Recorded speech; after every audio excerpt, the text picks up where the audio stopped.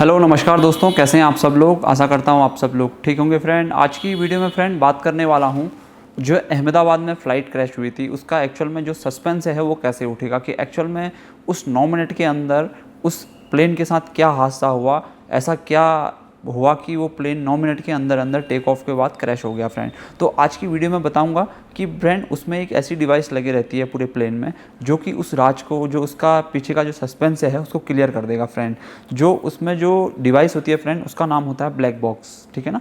तो black box हर plane के साथ होता है। जो हमारा ये प्लेन क्रैश हो रखा है 787 ड्रीम लाइनर बोइंग का, तो इस प्लेन के अंदर भी ब्लैक बॉक्स ज़रूर होगा और उस बॉक्स के अंदर ही पूरा डेटा रिकॉर्ड होगा कि एक्चुअल में उस प्लेन में ह्यूमन एरर थी या कोई टेक्निकल एरर थी, कोई प्लेन का एरर था या कोई ह्यूमन एरर था। तो फ्रेंड ये पूरा जो सस्पेंस है ये क्लियर ज़रूर होगा फ्रेंड की, क्योंकि बहुत सारे लोगों की उसमें कैजुअलिटी हो रही, बहुत दर्दनाक हादसा हुआ वहाँ पर को। और इस प्लेन का रिकॉर्ड फ्रेंड आज तक कभी क्रैश ना होने का है।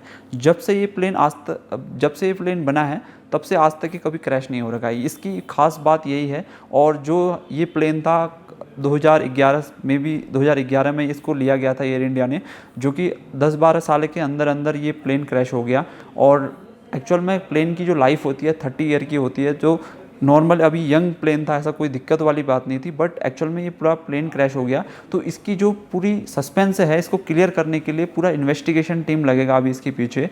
और एक ब्लैक बॉक्स होता है, हर प्लेन के अंदर होता है। तो उस ब्लैक बॉक्स के अंदर 2 टाइप की रिकॉर्डिंग होती है। एक तो कॉकपिट वॉइस रिकॉर्डिंग होती है जिसको CVR बोला जाता है। दूसरा होता है हमारा जो फ्लाइट का डेटा रिकॉर्डिंग होती है, जो फ्लाइट के अंदर जितनी भी चीज़ें हो रही हैं, टेम्परेचर, उसका एल्टीट्यूड, उसके इंजन के रिलेटेड कोई भी चीज़ें, फ्यूल, ये सब कुछ चीज़ें उस फ्लाइट डेटा रिकॉर्डिंग में होता है। तो इन्वेस्टिगेशन टीम जल्द ही पता कर लेगी कि एक्चुअल में इस प्लेन की प्रॉब्लम थी या कोई ह्यूमन एरर था, कहीं पायलट की मिस्टेक तो नहीं थी कि जिस वजह से ये इतना बड़ा हादसा हो गया। और कभी कभी क्या होता है कि बर्ड हीटिंग भी हो जाती है इंजन में, तो हो सकता है उस वजह से भी जो हमारा प्लेन था वो हाई एल्टीट्यूड में नहीं जा पाया, थ्रस्ट नहीं मिल पाया उसको।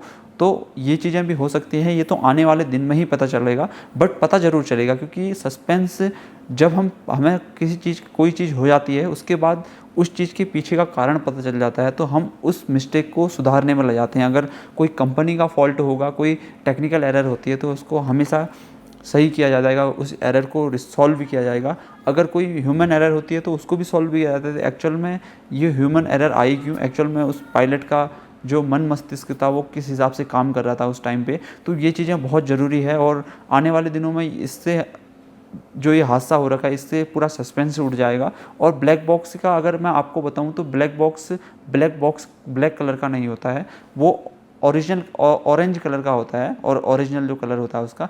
बट एक्चुअल में उसे हम लोग ब्लैक बॉक्स बोल देते हैं, क्योंकि जब पहले जो ब्लैक बॉक्स आते थे वो